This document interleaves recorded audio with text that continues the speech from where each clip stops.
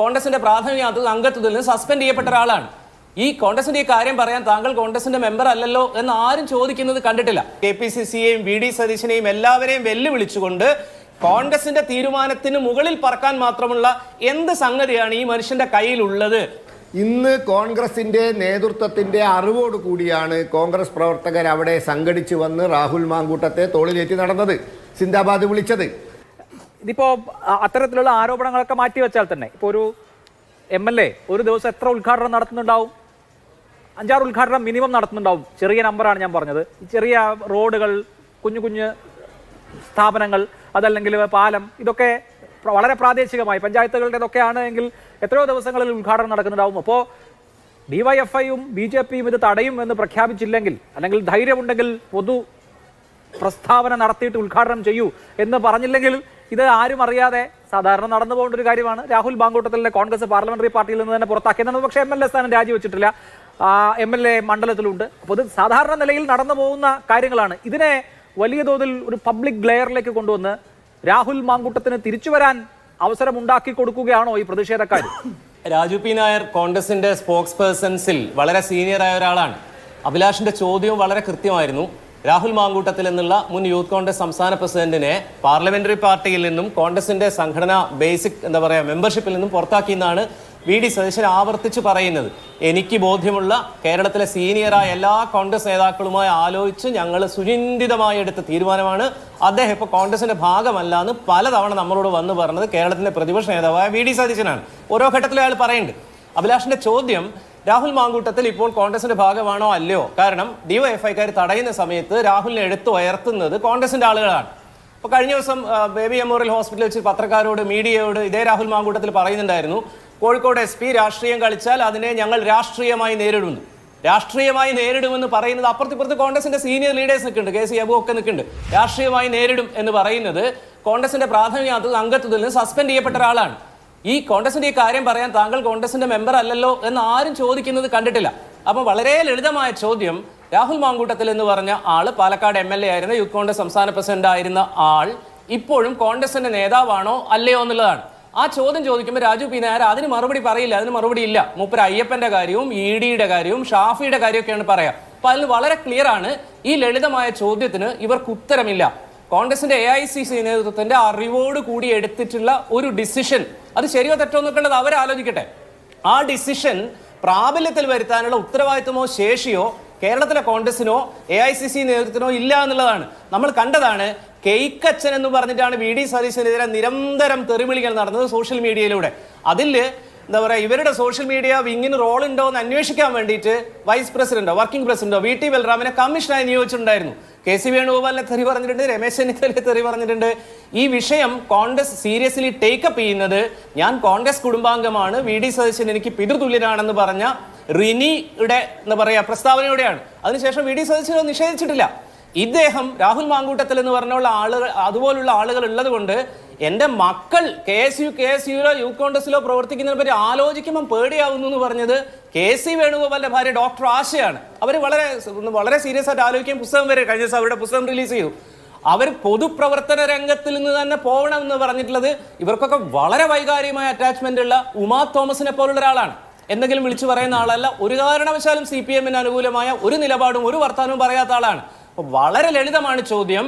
രാഹുൽ മാങ്കൂട്ടത്തിൽ എന്ന് പറഞ്ഞ മനുഷ്യനെ, അദ്ദേഹത്തിനെതിരെ വന്നിട്ടുള്ള അതിഗുരുതര സ്വഭാവമുള്ള ശബ്ദ സന്ദേശങ്ങൾ അദ്ദേഹത്തിൻ്റെതല്ല എന്ന് പേരിന് പോലും അദ്ദേഹം എന്ത് ചെയ്തിട്ടില്ല, ഇതുവരെയും നിഷേധിച്ചിട്ടില്ല. അദ്ദേഹം തന്നെ ചെയ്ത കാര്യങ്ങളാണെന്ന് പറഞ്ഞ് പല വീഡിയോ ചാനലുകളിൽ, പല യൂട്യൂബ് ചാനലുകളിൽ പലരും പ്രസംഗിച്ചു, പലരും പറഞ്ഞു. ഇന്നേ വരെ ഒരു വിയോജനക്കുറിപ്പോ ഒരു വക്കീൽ നോട്ടീസോ അയച്ചിട്ട് പോലുമില്ല. ആ കോൺഗ്രസിൽ പോലും ഇയാൾ കോൺഗ്രസിന്റെ ഭാഗമാണോ അല്ലയോ എന്ന് പറയാൻ കേരളത്തിലെ കോൺഗ്രസിനോ അതിന്റെ സ്പോക്സ് പേഴ്സണോ പറ്റുന്നില്ല എന്നുള്ളത് കോൺഗ്രസ് ഇന്ന് എത്തി നിൽക്കുന്ന ഒരു ദയനീയമായ ഒരു അവസ്ഥയാണ്. ഇടതുപക്ഷത്തിൽ ആരെങ്കിലും അല്ല ഈ ആരോപണങ്ങൾ ഉന്നയിച്ചിട്ടുള്ളത്. ഇടതുപക്ഷക്കാർ സമരം ചെയ്തുകൊണ്ടല്ല ഈ ആക്ഷൻ എടുത്തിട്ടുള്ളത്. രാഹുൽ മാങ്കൂട്ടത്തിൽ നിയമസഭയിൽ വരാൻ പാടില്ല എന്നോ വന്ന സമയത്ത് നമ്മൾ കണ്ടതാ. ഇടതുപക്ഷ ബെഞ്ചിൽ നിന്ന് ആരും കുഴപ്പമുണ്ടാക്കിയിട്ടില്ല. നിങ്ങൾ റിപ്പോർട്ട് ചെയ്ത പ്രകാരം ശരിയാണെങ്കിൽ ഒരു കുറിപ്പ് രാഹുലിന് കിട്ടുന്നു, രാഹുൽ അവിടെ നിന്ന് ഇറങ്ങി വരുന്നു. പക്ഷേ കേരളത്തിലെ പാർട്ടിയെ മൊത്തം AICCയെയും KPCCയെയും VD സതീശനെയും എല്ലാവരെയും വെല്ലുവിളിച്ചുകൊണ്ട് കോൺഗ്രസിന്റെ തീരുമാനത്തിന് മുകളിൽ പറക്കാൻ മാത്രമുള്ള എന്ത് സംഗതിയാണ് ഈ മനുഷ്യന്റെ കയ്യിലുള്ളത്? എന്ത് ഇൻഫർമേഷൻ ആണ് ഈ ചങ്ങാതിയുടെ കയ്യിൽ ഉള്ളത് എന്നുള്ളത് ആളുകൾ മുഴുവൻ സംശയത്തിലാക്കുന്ന കാര്യമാണ്. ആ പോയിന്റിൽ തന്നെ കേരളത്തിലെ കോൺഗ്രസ് മൊത്തത്തിൽ ഡിഫെൻസീവിലാണ്, ലജ്ജാകരമായ ഡിഫെൻസീവിലാണ്. EDയുടെ മുഖ്യമന്ത്രിയുടെ മകനെതിരെ നോട്ടീസ് കൊടുത്തു, ലൈഫ് മിഷനിലാണെന്ന് ആദ്യവും, പിന്നെ ലാവ്ലിൻ കേസ്, ലാവ്ലിൻ ഇടപാട് നടക്കുന്ന സമയത്ത് ഈ വിവേക് എന്ന് പറഞ്ഞ ആൾ 8ാം ക്ലാസ്സിലോ 9ാം ക്ലാസ്സിലോ പഠിക്കുകയാണെന്ന് ഓർമ്മിക്കണം. 37 കൊല്ലം മുമ്പത്തെ കാര്യത്തിനാണ് 2000 കേസ് രജിസ്റ്റർ ചെയ്തിട്ട് 2023 കത്തയച്ചു എന്ന് പറയുന്നു. അതിനുശേഷം 2025 മനോരമയിലൂടെ വാർത്ത പുറത്തു വരുന്നു. ഇതുപോലൊരു വാർത്ത കഴിഞ്ഞ കൊല്ലം വന്നിട്ടുണ്ടായിരുന്നു. ദുബായിൽ എക്സാലോജി കമ്പനിയിൽ കോടിക്കണക്കിന് രൂപയുടെ അഴിമതി നടക്കുന്നു എന്ന് പറഞ്ഞിട്ട്, എന്താ പറയുക, ട്രാൻസാക്ഷൻസ് നടക്കുന്നു. ആ എക്സാലോജിക്ക് വേറൊരാളുടേതായിരുന്നു, ഒരു കോഴിക്കോടുകാരുടെ കമ്പനിയായിരുന്നു. വീണയായിട്ട് ഒരു ദിവസം കൊണ്ട് പൊട്ടിപ്പൊളിഞ്ഞു പോയ വാർത്തയാണ്. ആ വാർത്ത ചർച്ച ചെയ്യാനാണെങ്കിൽ ഞാൻ 100% ഹാപ്പിയാണ്, 100% ഹാപ്പിയാണ്.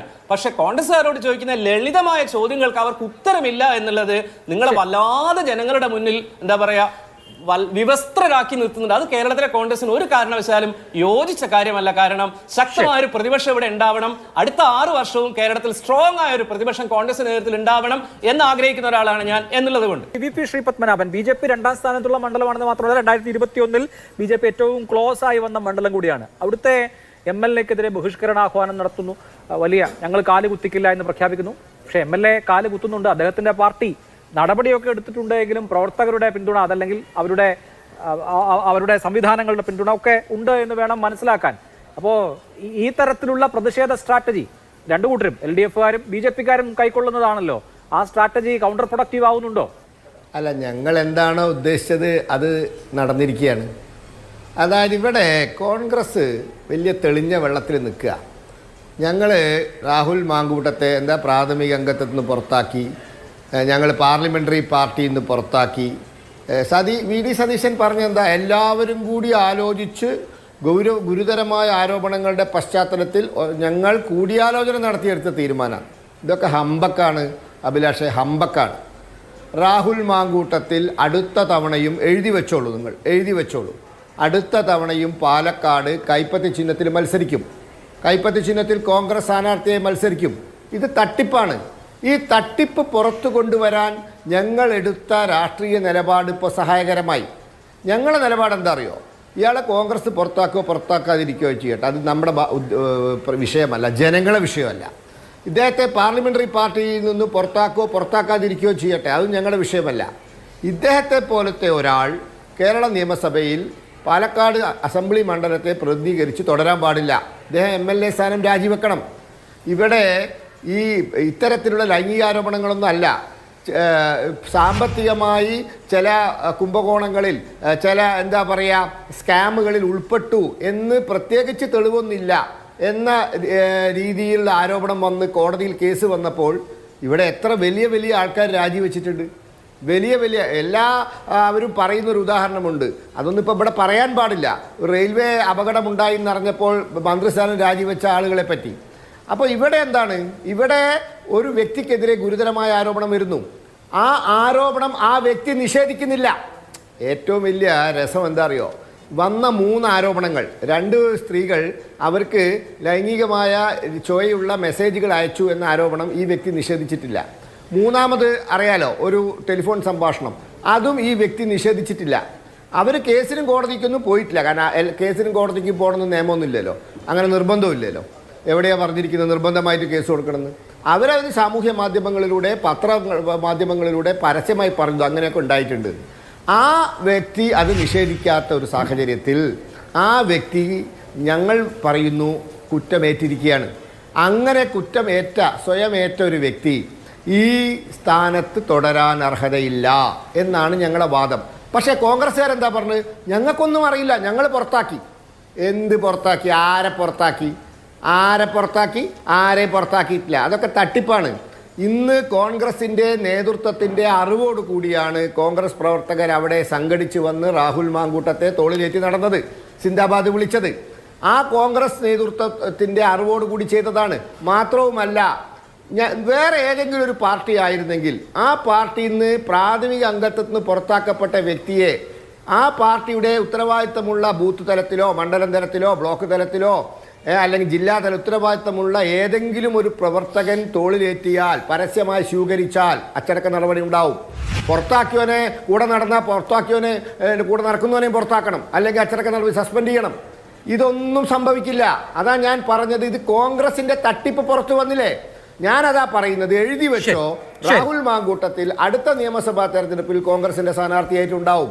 കോൺഗ്രസിന്റെ തട്ടിപ്പ് പുറത്തു വന്നിരിക്കുന്നു. ശ്രീ പ്രേംകുമാർ, തെരഞ്ഞെടുപ്പ് വർഷമാണ് വരാൻ പോകുന്നത്. ഇനി 7-8 മാസമേ ഉള്ളൂ. അപ്പോൾ പുറത്തുണ്ടാവുന്ന ഓരോ ഇവന്റും നിർണായകങ്ങളാണ്. ഷാഫി പറമ്പിലിന്റെ കാര്യം നമുക്കറിയാം. പേരാമ്പ്ര പോലെ ഒരു പ്രദേശത്ത് ഉണ്ടായ കാര്യം താങ്കൾ തന്നെ ഒരു ഫേസ്ബുക്ക് കുറിപ്പിൽ ഇതൊക്കെ പേരാമ്പ്രയിൽ ഇടയ്ക്കിടെ നടക്കുന്ന അടിയാണ് എന്ന് പറഞ്ഞു. പക്ഷേ പേരാമ്പ്രയിൽ ഇടയ്ക്കിടെ നടക്കുന്ന അടി പോലെ അല്ല ഷാഫി പറമ്പിലിന് അടി കൊണ്ടാൽ എന്നുള്ളത് ഇപ്പോൾ എങ്കിലും ബോധ്യമായിട്ടുണ്ടാവുമല്ലോ. അടി തിരിച്ചടി എന്നുള്ളതിനപ്പുറത്ത് ഈ ഇവന്റുകളെല്ലാം കൂടിച്ചേർന്നാണ് പൊതുബോധം ഉണ്ടാവുന്നത്. അത് ഇപ്പോൾ രാഹുൽ മാങ്കൂട്ടത്തിനും ഷാഫി പറമ്പിലിനും ഒക്കെ എതിരായിരുന്നു എങ്കിൽ അതിനെ അവർക്ക് തന്നെ ഉപയോഗിക്കാൻ കഴിയുന്ന വിധത്തിലേക്ക്, വേറൊരു തരത്തിൽ ഒരു ആളുകളുടെ ഏകീകരണം ഉണ്ടാക്കുന്ന തരത്തിലേക്ക് ഉപയോഗിക്കാൻ കഴിയുന്ന സാഹചര്യം വേണോ വേണ്ടോ എന്ന് ആര് ചിന്തിക്കണം? തെരഞ്ഞെടുപ്പ് വർഷമാണ്.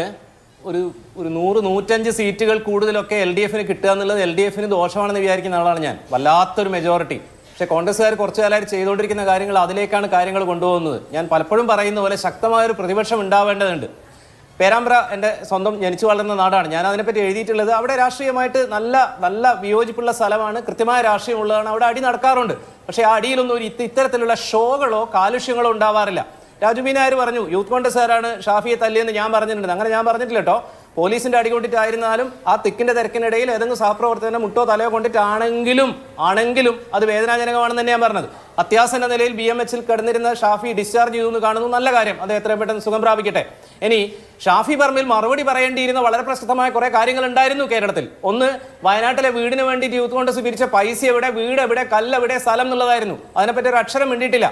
നിങ്ങൾ എനിക്ക് പകരമുള്ള ആളാണ്, ഞാൻ തന്നെയാണെന്ന് പറഞ്ഞ് പാലക്കാട്ട് അവതരിപ്പിച്ച രാഹുൽ മാങ്കൂട്ടത്തിൽ ഇത്രയും ഗുരുതരമായ ആരോപണങ്ങൾ നേരിട്ടപ്പം എന്താണ് നിങ്ങളുടെ അഭിപ്രായമെന്ന് നിങ്ങൾ പത്രക്കാർ ഷാഫിയുടെ പിന്നാലെ നടന്നിരുന്നു കുറേ ദിവസങ്ങളോളം. ഒരക്ഷരം ആ മനുഷ്യൻ മറുപടി പറഞ്ഞിട്ടുണ്ടായിരുന്നില്ല. ഇങ്ങനെ വളരെ ക്രൂഷ്യൽ ആയിട്ടുള്ള പിന്നെ യൂത്ത് കോൺഗ്രസിന്റെ എന്താ പറയുക, ഇവരുടെ സൈബർ മീഡിയയുടെ നേതൃത്വത്തിൽ ഷാഫി ആർമി എന്നൊക്കെ പറഞ്ഞ ആളുകൾ VD സതീശനെയും KC വേണുഗോപാലിനെയും മുഴുവൻ കോൺഗ്രസ് നേതാക്കളെയും സോഷ്യൽ മീഡിയയിലൂടെ തെറി വിളിക്കുന്ന സമയത്ത് നിങ്ങളടക്കമുള്ള എല്ലാ ചാനലുകളും പറഞ്ഞിരുന്നു ഇതൊരു ടീമിൻ്റെതാണ്, രാഹുൽ മാങ്കൂട്ടത്തിലും ഷാഫിയൊക്കെ പെടുന്ന. അതിനെപ്പറ്റി ഒരു അക്ഷരം ഈ ഷാഫി പറമ്പിൽ പറഞ്ഞിട്ടുണ്ടായിരുന്നില്ല. അദ്ദേഹം ഈ എല്ലാ ബഹളങ്ങളിൽ നിന്നും രക്ഷപ്പെടാൻ വേണ്ടിയിട്ടുള്ള ഒരു സിറ്റുവേഷൻ ആയിട്ട് അത് തിരഞ്ഞെടുത്തു എന്നുള്ളതാണ് സത്യം. ഞാൻ അതിലും പറയുന്നു ഷാഫിയുടെ ഒരു ഷോ എലിമെന്റ് ഉണ്ടായിരുന്നു. കാരണം പേരാമ്പ്രയിൽ 2 ദിവസമായിട്ട് വലിയ ടെൻഷൻ നിൽക്കുകയാണ്. LDFന്റെ ആളുകളും UDFന്റെ ആളുകളും അല്ലെങ്കിൽ SFIയുടെ ആളുകളും UDSFന്റെ ആളുകളും. അവിടേക്ക് ഷാഫി പറമ്പിലല്ല ഏത് നേതാവ് എത്തിയാലും ചെയ്യേണ്ടത് ആ ടെൻഷൻ കുറയ്ക്കാനുള്ള ശ്രമമാണ്. പക്ഷേ ഷാഫി പറമ്പിൽ അതല്ല ചെയ്തത് എന്നുള്ള കാര്യത്തിൽ എനിക്ക് അന്നും വിയോജിപ്പെടുന്നു, ഇന്നും വിയോജിപ്പെടുന്നു. ഞാനത് ഇനിയും പറയുകയും ചെയ്യും. എന്ന് പറഞ്ഞാൽ അദ്ദേഹത്തിന് മൂക്ക് പൊട്ടിയത് നല്ലതാണ് എന്നുള്ളതല്ല. ഇനി കാര്യങ്ങൾ നിങ്ങൾ നേരത്തെ പറഞ്ഞ കാര്യത്തിലേക്ക് വരാം. അതായത് രാഹുൽ മാങ്കൂട്ടത്തിനെ പെട്ടെന്ന് പുറത്താക്കിയ സമയത്ത് ഒരുവിധം രാഷ്ട്രീയ നിരീക്ഷകരും നിഷ്കുകളായ ആളുകളൊക്കെ പറഞ്ഞിരുന്നത് എന്താണെന്ന് അറിയോ? ഇതാ UDFന് കോൺഗ്രസിന് ഒരു മോറൽ അപ്പർ ഹാൻഡ് കിട്ടാൻ പോകുന്നു. മുകേഷ് MLAക്കെതിരെ ആരോപണം വന്നപ്പോൾ അദ്ദേഹം രാജിവെച്ചിട്ടില്ല. പക്ഷേ ഇദ്ദേഹത്തിനെതിരെ രാജിവെപ്പിക്കുന്നു, സ്ഥാനത്ത് നിന്ന് ഒഴിവാക്കുന്നു എന്നായിരുന്നു പറഞ്ഞിരുന്നത്. മുകേഷ് രാജിവെക്കണം തന്നെ വളരെ തെളിച്ചു പറഞ്ഞ ആളാണ്. ഞാൻ മാതൃഭൂമി തന്നെയും പലവട്ടം പറഞ്ഞിട്ടുണ്ട്. എൻ്റെ അഭിപ്രായം ഇപ്പോഴും അത് തന്നെയാണ്. പക്ഷേ അന്ന് VD സതീശൻ കോൺഗ്രസ് എടുത്ത നിലപാട് പ്രതീക്ഷയോടെ തന്നെ അതിനെ സപ്പോർട്ട് ചെയ്യുകയും ചെയ്തിട്ടുണ്ടായിരുന്നു ഞാൻ. പക്ഷേ ഇപ്പോഴാണ് മനസ്സിലാവുന്നത്, ശ്രീപത്മനാഭൻ പറഞ്ഞതിനോട് ചോദിച്ചുകൊണ്ട് പറയട്ടെ, ഇത് ഇവരുടെ 100% കള്ളക്കളിയായിരുന്നു എന്നുള്ളത്. കാരണം ആളുകളുടെ കണ്ണിൽ പൊടിയിടാമെന്ന് വിചാരിച്ചിട്ട് പാർട്ടിയിൽ നിന്ന് സസ്പെൻഡ് ചെയ്യുകയും പാർട്ടിക്കാരനല്ലാതിരിക്കുന്നതല്ലെന്നേ. ഒരു പൊളിറ്റിക്സും ഇല്ലാത്ത ഒരാൾ ഞാൻ കോൺഗ്രസ് ആണെന്ന് പറയുമ്പം കോൺഗ്രസ്സുകാരെ കൂടെ കൂടും. ഇതല്ല. കേരളത്തിലെ കോൺഗ്രസിന്റെ ഒരു സ്റ്റാർ MLA, യൂത്ത് കോൺഗ്രസിന്റെ സംസ്ഥാന പ്രസിഡന്റ് ആയിരിക്കുന്ന ഒരാളെ റിനി എന്ന് പറഞ്ഞൊരു കുട്ടി പേര് വെളിപ്പെടുത്താതെ ഒരു പത്രസമ്മേളനം നടത്തിയതിന് 24 മണിക്കൂറിനുള്ളിൽ സ്ഥാനത്തുനിന്ന് പുറത്താക്കി കോൺഗ്രസിൽ നിന്ന് സസ്പെൻഡ് ചെയ്തതാണ് എന്ന് പറഞ്ഞാൽ അത്രയും ഗ്രേവായ പാർട്ടി വിരുദ്ധ പ്രവർത്തനം നടത്തിയിട്ടാണ്. അങ്ങനെയുള്ള ഒരാളുടെ കൂടെ കോൺഗ്രസ്സുകാർക്ക് പോകാൻ പറ്റും, അതിലൊരു കുഴപ്പമില്ല എന്ന് പറയുന്നത് എന്ത് വിചിത്രമായ ന്യായമാണെന്ന് എനിക്കറിയില്ല. പിന്നെ കോൺഗ്രസിന് ഇതൊക്കെ ശരിയാണ് കേട്ടോ. 5 പേര് ആത്മഹത്യ ചെയ്ത കോൺഗ്രസിലാണ് വയനാട്ടിലെ DCC പ്രസിഡന്റിനെ മാറ്റുന്നത്. DCC പ്രസിഡന്റിനെ മാറ്റിയാൽ എന്താ ചെയ്യുക? സാധാരണഗതിയിൽ സാധാരണ ഒരു പാർട്ടിയിൽ എന്താ ചെയ്യുക? മാറ്റിക്കഴിഞ്ഞാൽ അതിന്റെ താഴെയുള്ള പൊസിഷനിലേക്ക് വെക്കുകയാണ്. പക്ഷെ കോൺഗ്രസിൽ അങ്ങനെയല്ല. DCC പ്രസിഡന്റ് മാറ്റിക്കഴിഞ്ഞാൽ അദ്ദേഹത്തിന് KPCC മെമ്പർ അല്ല, AICC മെമ്പർ ആക്കും. ഇത് നമുക്ക് മനസ്സിലാവാത്തൊരു ലോജിക്കാണ്. കോൺഗ്രസിന്റെ വിചിത്രമായ ലോജിക്കാണ്. പിന്നെ നിങ്ങൾ അതിനെപ്പറ്റി പറയാം കോൺഗ്രസ് ഒരു ജനാധിപത്യ പാർട്ടിയാണെന്നാണ്. ഇവരെ കൊടുക്കുന്ന രീതിയിൽ ആൻസർ ചെയ്യേണ്ട രീതിയിലുള്ള ചോദ്യങ്ങൾ പൊതുവെ കേരളത്തിലെ മാധ്യമങ്ങൾ ചോദിക്കാറുമില്ല. പിന്നെ EDയുടെ കാര്യം പിന്നെയും പറയുന്നു. രാവണപ്രഭു റിലീസായി ഫുൾ ഹിറ്റായി ഓടിക്കൊണ്ടിരിക്കുകയാണ്. അതേപോലെ ഇതൊരു റിലീസ് സാധനമാണ്. 2020 FI എന്താ പറയാ, ഇവര് ED ഈ കേസ് രജിസ്റ്റർ ചെയ്ത് 2020 എന്ന് പറഞ്ഞാൽ കഴിഞ്ഞ ഇലക്ഷന് മുമ്പേ 23-ലാണ് നോട്ടീസ് അയച്ചതെന്നാ പറയുന്നത്. എക്സ്ക്ലൂസീവ് വാർത്ത കിട്ടുന്ന 25-ലാണ്. വാർത്തയിൽ ആദ്യം തെളിവോടെ പറയുന്ന ലൈഫ് മിഷനെ പറ്റിയിട്ടെന്നാ. അനിൽ അക്കരെ എന്ന് പറഞ്ഞൊരു ചങ്ങാതി എറണാകുളത്ത് പരാതി കൊടുക്കാൻ പോയിരിക്കാം, കൊടുത്തു അയച്ചു എന്നാ പറയുന്നത്. അപ്പോഴാണ് മനോരമയും മാതൃഭൂമിയും കളമാറ്റി ചവിട്ട് ഇത് അതിനെ പറ്റിയിട്ടല്ല, ഇത് ലാവ്ലിനെ പറ്റിയിട്ടാണെന്ന്.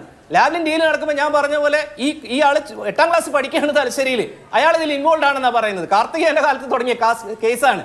റീ റിലീസ് പടങ്ങൾ നല്ലതാണ്, പക്ഷേ നമ്മൾ രാവണപ്രഭു കാണാൻ പോകുന്നത് അവസാനം മോഹൻലാൽ ആരെയാ കല്യാണം കഴിക്കുന്നതെന്ന് അറിയാൻ വേണ്ടിയിട്ടല്ല, ആ സീൻ ഇങ്ങനെ കാണാൻ വേണ്ടിയിട്ടാണ്. ഞാൻ പറയട്ടെ, ഇടതുപക്ഷത്തിന്റെ കൂടെ ആ കാലത്തും, അതായത് പഴയ ED ആരോപണങ്ങളും സ്വർണ്ണക്കള്ളക്കടത്തൊക്കെ ഉണ്ടായിരുന്ന സമയത്തും ചർച്ചയിൽ വന്നിരുന്ന ആളുടെ രീതിയിൽ എനിക്ക് വലിയ ഇഷ്ടമാണ് ആ കാര്യം ചർച്ച ചെയ്യാൻ. കാരണം കോൺഗ്രസും വലിയൊരു വിഭാഗം മീഡിയയും ഒരുപക്ഷെ ആ കാലത്ത് BJPയും ഇപ്പോഴും സുരേഷ് ഗോപിയാണ് പറയുന്നത് ED റെയ്ഡ് നടത്തുന്ന അയ്യപ്പന്റെ കേസ് തള്ളാൻ വേണ്ടിയിട്ടാണ്, അത് ഡൗൺ പ്ലേ ചെയ്യാൻ വേണ്ടിയിട്ടാണ്. ആ സാധനത്തിൽ ഇടതുപക്ഷത്തിന്റെ CPMന്റെ കൂടെ നിന്നുകൊണ്ട് തെളിവുകളില്ലാത്തിടത്തോളം കാലം സംസാരിക്കാൻ യാതൊരു പ്രശ്നവുമില്ല.